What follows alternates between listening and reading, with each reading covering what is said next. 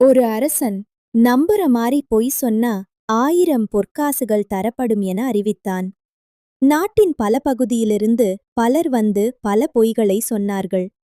யாருக்கும் பரிசு கிடைக்கல. ஏனென்றால் பரிசு தரும் எண்ணம் அவனுக்கு இல்லை.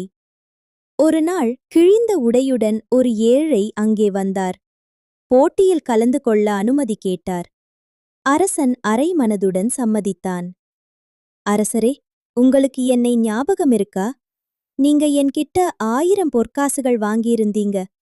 அத வாங்கிட்டு போகதான் இங்க வந்தேன்னு அந்த ஏழை சொன்னார்.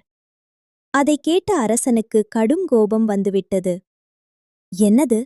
நான் உனக்கு பணம் தரணுமா? நீ பொய் சொல்ற! என்று கத்தினான்.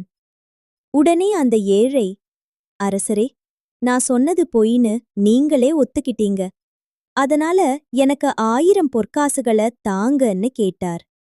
அவசரத்தில் உளறியதை அரசன் உணர்ந்தான்.